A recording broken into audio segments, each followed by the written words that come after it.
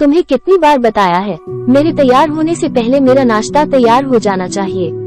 शादी के 25 सालों बाद भी मुझे क्यों बार बार एक ही बात बतानी पड़ती है? लता, तुम्हें क्या है? तुम तो आराम से घर पर रहोगी, मुझे काम पर जाना पड़ता है। तुम हो कि हमेशा बेवकूफों जैसी हरकत करती हो।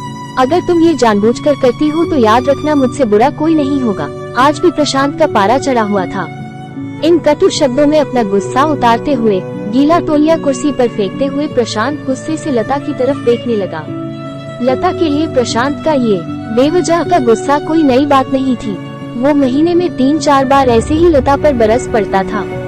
पहले पहले लता उसका विरोध किया करती थी, लेकिन जब कई सालों तक प्रशांत में कोई बदलाव नहीं दिखा तो लता ने खुद को ही बदल दिया। अब प्रशांत के कुछ भी कहने से लता को कोई फर्क नहीं पड़ता था। प्रशांत की हर बात वो चुपचाप सिर नीचे झुकाए सुन लेते थी। शादी के पहले 5 साल तक लता ने पूरी कोशिश की थी कि प्रशांत को बदला जाए, लेकिन फालतू का गुस्सा करना और बाद में लता को भला बुरा कहना, यह मानो जैसे उसकी आदत बन गई थी। कोई भी वाद विवाद होता तो प्रशांत सीधा लता को बोल देता, अगर मैं तुम्हें अच्छा नहीं लगता तो क्यों नहीं चली जाती अपने मायके, क्यों रहती हो मेरे साथ? इतना सब कुछ होने के बावजूद लता प्रशांत के साथ रहती थी, क्योंकि उसे अपनी बेटी की फिक्र थी। और वो जाती भी तो कहा, अपने बूढ़े हो चुके माँ बाप को इस उम्र में परेशान करना वो नहीं चाहती थी। समाज और लोग क्या कहेंगे, ये भी तो उसे देखना था। वो इतनी पढ़ी लिखी भी तो नहीं थी कि खुद जाकर कोई नौकरी कर सके और अपना और अपनी बेटी का पालन पोषण कर सके। लता को अब अपनी फिक्र नहीं थी, उसको फिक्र थी तो बस अपनी शादी लायक हो रही बेटी की। लता नहीं चाहती थी कि पति पत्नी के झगड़े की वजह से काव्या डिस्टर्ब हो। काव्या की पढ़ाई पूरी हो चुकी थी, उसके लिए अब शादी के रिश्ते आने लगे थे। कई रिश्तों को काव्या ठुकरा चुकी थी।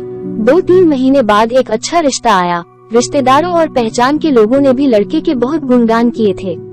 प्रशांत एक शाम अपनी बेटी के पास बैठकर उसे बताने लगा, काव्या बहुत अच्छा लड़का है, पढ़ा लिखा है, बड़ा घर है, बहुत अच्छी नौकरी है। ऐसे रिश्ते बार बार नहीं आते बेटा, इस बार मना मत करना।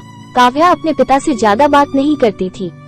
शायद डरती थी या शायद नफरत करती थी, लेकिन आज वो अपनी पूरी हिम्मत इकट्ठा कर बोली, मुझे अभी शादी नहीं करना है पापा, मैं नौकरी करना चाहती हूँ, खुद अपने पैरों पर खड़ी होना चाहती हूँ। हाँ तो उसमें क्या बड़ी बात है? मैंने लड़के से बात की है, वो तुम्हें किसी बात के लिए नहीं रोकेगा। तुम शादी के बाद भी नौकरी कर सकती हो, वो तुम्हें नौकरी के लिए परमिशन दे देगा। प्रशांत बोला, मेरा नौकरी करना या ना करना उसकी परमिशन पर क्यों डिपेंड रहेगा पापा? काव्या ने पूछा, मैं कह रहा हूँ ना, तुम्हें किसी भी चीज की कमी नहीं होगी वहाँ। ऐसे रिश्ते बार बार नहीं आते, इसे ठुकरा मत, बहुत खुश रहोगी तुम वहाँ।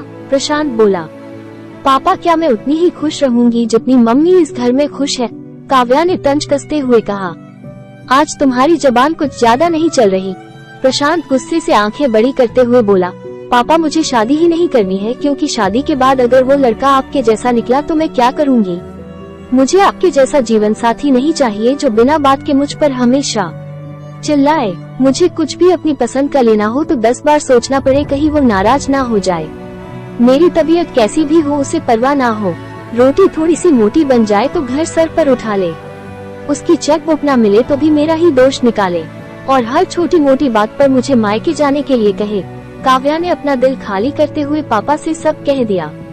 प्रशांत का गुस्सा 7वें आसमान पर था, लेकिन उसके मुंह से एक भी शब्द नहीं फूट रहा था। वो काव्या की बातें सुन रहा था। काव्या उतना ही बोलकर चुप नहीं हुई। आज पहली बार वो अपने पापा के सामने इतना कुछ बोल रही थी।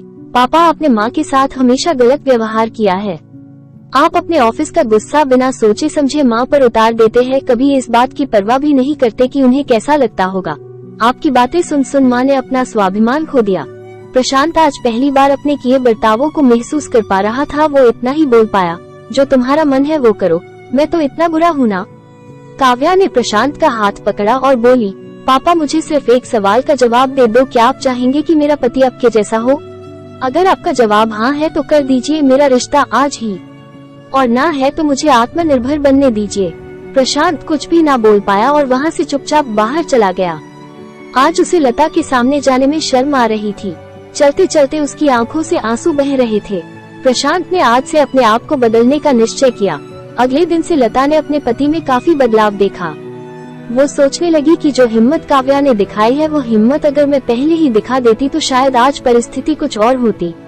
अब काव्या पढ़ लिख कर अच्छी नौकरी करने लगी थी और 3 साल बाद उसके लिए एक अच्छा रिश्ता आया और उसकी विदाई पर प्रशांत बोला, बेटा तू हमेशा खुश रहेगी क्योंकि तेरा पति तेरे बाप जैसा नहीं है। प्रशांत की यह बात सुनकर लता और काव्या की आंखों से आंसू बहने लगे। दोस्तों, हमारे समाज में औरतों को भले ही देवी का दर्जा दिया जाता है लेकिन वो स्वतंत्रता नहीं दी जाती जो उन्हें देनी चाहिए। उन्हें बचपन से ही बताया जाता है कि वो पराया धन है। स्कूल से आने में देर हो जाए तो पिटाई मिलती है।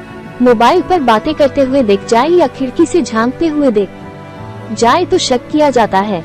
माँ बाप का घर तुम्हारा नहीं है, पति का घर ही तुम्हारा घर है। जीवन भर यह बातें बता बता कर उन्हें ससुराल भेज दिया जाता है और एक दिन किसी छोटे मोटे झगड़े में ससुराल वालों से उन्हें सुनना पड़ता है कि इस घर को छोड़ दो और मायके चली जाओ।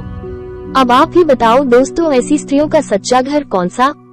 आखिरकार वो किस घर को अपना कहें? हमेशा की तरह पूरी कहानी देखने के लिए आपको धन्यवाद। दोस्तों, उम्मीद है ये कहानी आपके दिल को छू गई होगी। ये प्रेरणादायक कहानी आपकी सोच बदल देगी। मित्रों, उम्मीद करता हूँ आपको ये कहानी अवश्य पसंद आई होगी।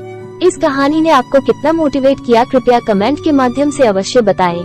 आपके किसी भी प्रश्न एवं सुझावों का स्वागत है। कृपया शेयर करें और जुड़े रहने के लिए सब्सक्राइब करें।